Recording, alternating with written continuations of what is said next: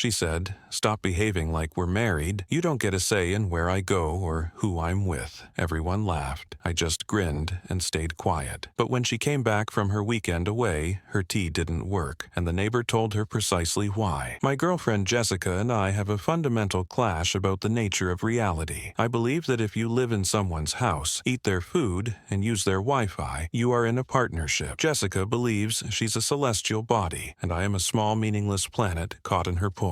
We've been together for 2 years, and for the last 6 months she's been staying in my home. My name is on the mortgage, my name is on the bills, and my name is on the little plaque by the door that says The Wilsons, which she purchased without asking me, and now feels ridiculously optimistic. I'm a pretty easygoing guy. I like my calm life. I work from home as a graphic designer. I have a few good friends, and my idea of a wild Friday evening is trying a new style of frozen pizza. Jessica is nothing like that. Her life is a performance, and her audience is her 3 closest friends, a cackling Greek chorus I privately call the Harpies. Their names are Tiffany, Brittany, and whatever the third one's name is, let's call her Chardonnay. The problem at hand came up last weekend. I was making dinner and Jessica waltzed into the kitchen, phone pressed to her ear, already dressed to head out. She was in the middle of a loud, one-sided call with the Harpies. "Oh my God, yes, I'm so in," she said into the phone. "A weekend away is exactly what I need." "No, he's not coming. Don't be silly." She hung up and looked at me, glowing. "Good news. The girls and I are going to the lake for the weekend, leaving tomorrow." This was the first I was hearing of it. "Oh, okay," I said, stirring the pasta sauce. "Sounds fun. Which lake are you all heading to?" It was a simple logistical question,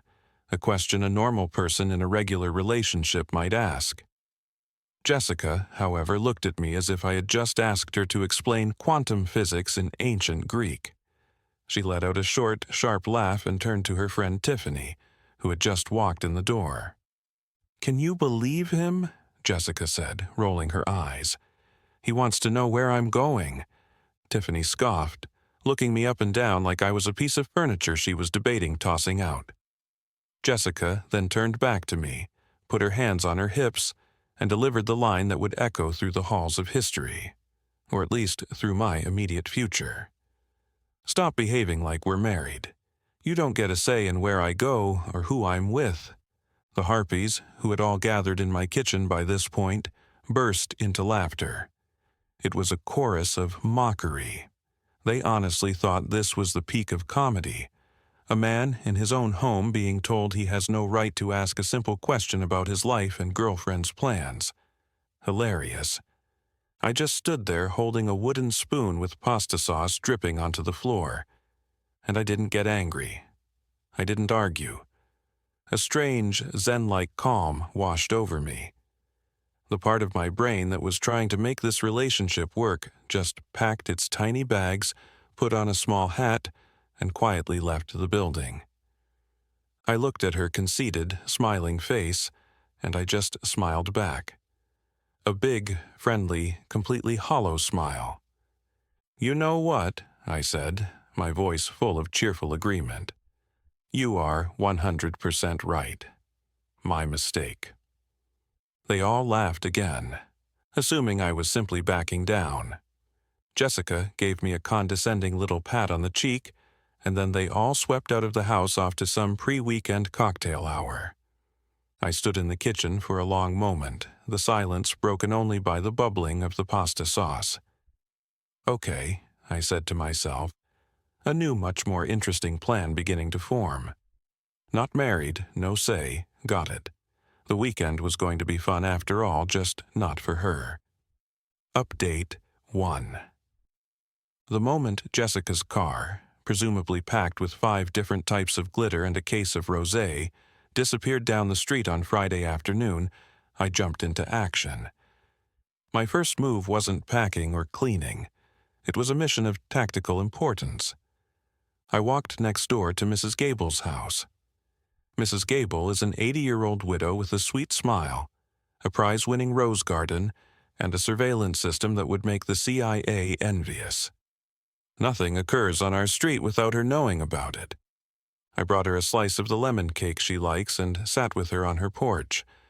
"Mrs. Gable," I said, after we had talked about the weather and the moral failings of the neighborhood squirrels, I have a bit of a situation and I need your help. It involves a small bit of theater." Her eyes lit up. The woman loves drama more than she loves her roses. I explained what had happened. I told her Jessica's exact words. "Stop behaving like we're married." I didn't have to exaggerate. The plain truth was damning enough. By the time I finished, Mrs. Gable was patting my hand with a look of righteous anger on her face. "That shameless little hussy," she declared. "Don't you worry, Tom. You leave it to me." "What's my line?" I gave her a simple script. When Jessica returned and inevitably found herself locked out, she was to act surprised and deliver a few key pieces of information. Mrs. Gable took to the task with the enthusiasm of a seasoned Broadway actress preparing for opening night. With my partner secured, I returned home to begin what I called Operation Bachelor Pad Resurrection. My house for the last 6 months had been a sea of beige pillows, pointless little bowls that held nothing, and art that looked like a printer had run out of ink halfway through the job. It was time to reclaim my space. I didn't just pack Jessica's things, I curated them. I got a bunch of boxes and a thick black marker. The first box was labeled Everyday Clothes. The second, Fancy Clothes for fancy outings I wasn't invited to. The third, and my personal favorite, Magical sparkly dresses that shed glitter on everything I own. Her 37 pairs of identical-looking high heels went into a box marked a podiatrist's nightmare. Her mountain of makeup and skincare products was packed into boxes labeled face paint and assorted goops. By Saturday morning, every trace of her physical presence was boxed up. I hired a couple of guys from a moving app, and we loaded everything into a 10 by 5 foot storage unit. I paid for 1 month. A generous, non-marital gesture, I thought. With the house cleared of her belongings, the real fun started. I went on a shopping spree. I rolled up the beige rug and replaced it with an AstroTurf rug that looked like a football field. I sold her sterile white couch online and bought a gigantic black leather recliner sofa with approximately 16 cup holders. Her sad, minimalist coffee table was replaced by a vintage pinball machine I found on Craigslist. It didn't work, but it lit up, and that's what mattered. The bedroom was next. I took down the odd macrame thing she had hung over the bed and replaced it with a framed poster of a grizzly bear catching a salmon in its mouth. It felt right. My final and most brilliant move happened on Saturday afternoon. I drove to the local animal shelter just to look. An hour later, I came home with a 120-pound St. Bernard puppy named Gus. Gus was not a small dog. He was a furry, drooling, lovable wrecking ball. He immediately claimed the new leather sofa as his own and fell asleep snoring like a lumberjack. The house was transformed. It was no longer a showroom for a dull beige life. It was a fortress of glorious, unapologetic bachelorhood. I spent the rest of the weekend playing fetch with Gus, drinking beer from the bottle in my own living room, and changing all the passwords. The new Wi-Fi network was named Get Your Own Wi-Fi, and the password was not married, LOL.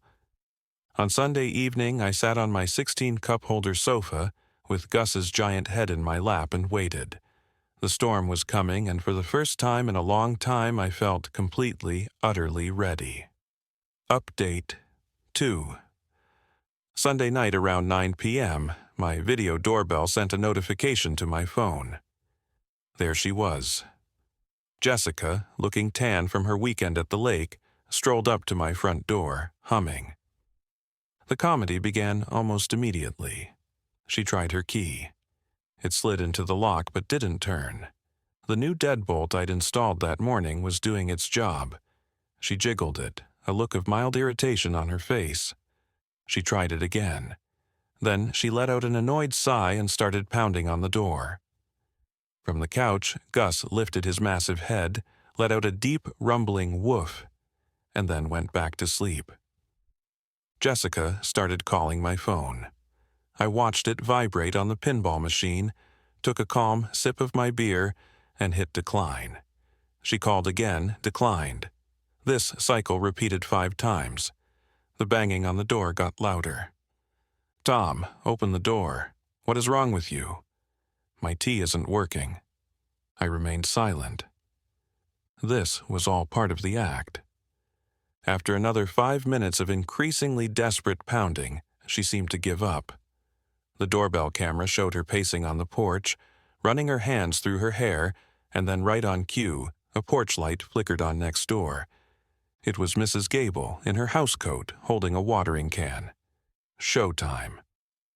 "Oh, Jessica, dear, is that you?" Mrs. Gable called out, her voice a perfect mix of surprise and neighborly concern. "Mrs. Gable, thank God," Jessica said, rushing over to the edge of my porch. "I can't get in. My key isn't working. Is Tom home? I can see the lights on." "Oh, Tom's home," Mrs. Gable said, nodding wisely. "He's had the most wonderful weekend, a real transformation." "Transformation? What are you talking about?" "Well, he told me the good news," Mrs. Gable said, leaning on her railing conspiratorially. "He said you two aren't married. He said he doesn't get a say in anything you do, so he decided to celebrate his newfound freedom. He redecorated the whole house. It's a man's home now," he said, very rugged. Jessica just stared, her mouth hanging open. "And the best part," Mrs. Gable continued, barely containing her delight, "he got a dog.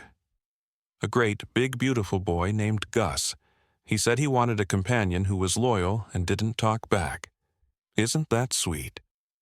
The look on Jessica's face was a masterpiece of shock and horror. She slowly turned and peered through my living room window. From my vantage point on the couch, I saw her face pressed against the glass. Her eyes widened as she took in the scene. The football field rug, the pinball machine, and the giant snoring St. Bernard occupying her spot on the new sofa. She let out a sound that was somewhere between a scream and a sob. She whipped out her phone and started texting me. My phone lit up with a novel's worth of angry all-caps messages. That's when I decided to respond. I sent her a single, simple text message. "You said to stop behaving like we're married. You said I don't get a say. I agree. This is my house and you don't get a say in how I live in it.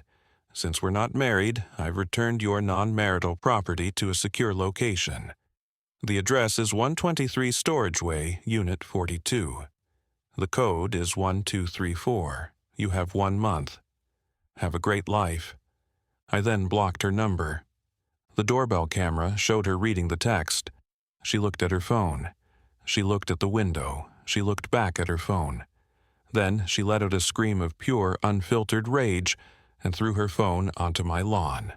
It was a truly spectacular meltdown. She ranted and raved for another 10 minutes before Tiffany the harpy arrived to pick her up. The next day, the expected social media campaign began. Vague posts about being betrayed, about men who can't handle a strong, independent woman. It was pathetic.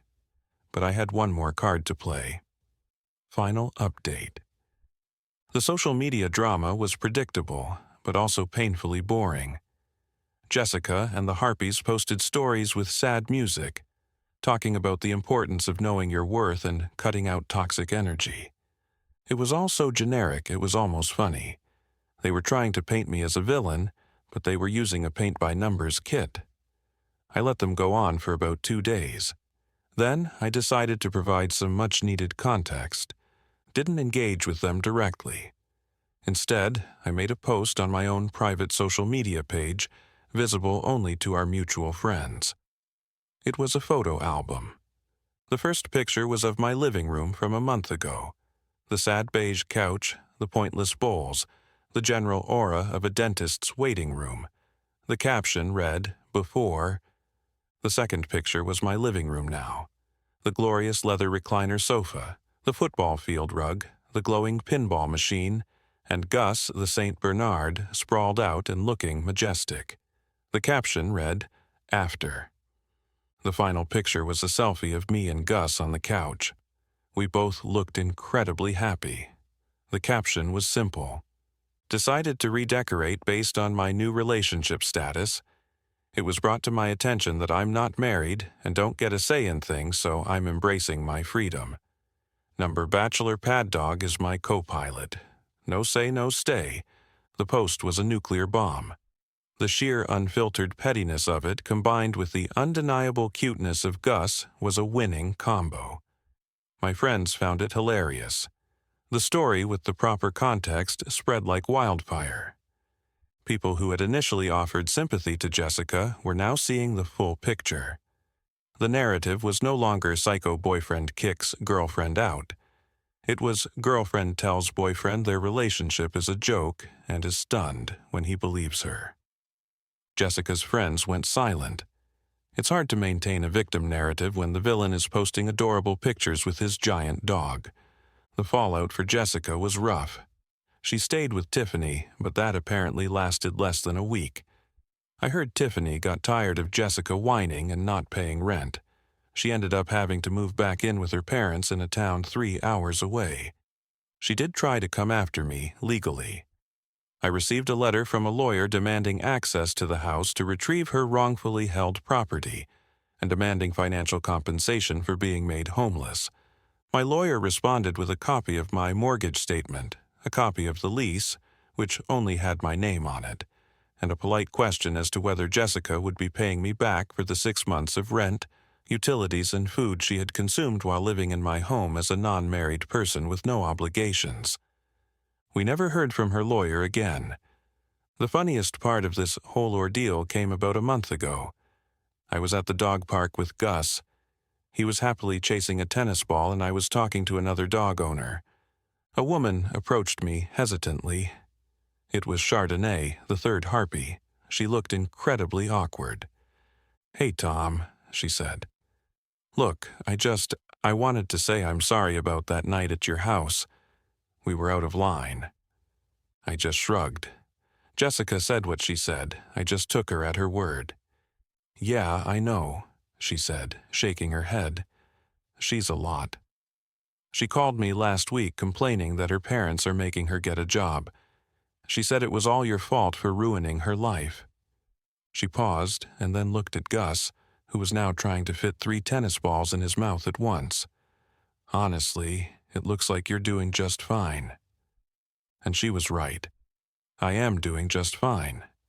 The house is no longer a beige prison. It's my home. The pinball machine still doesn't work, but it makes a great conversation piece.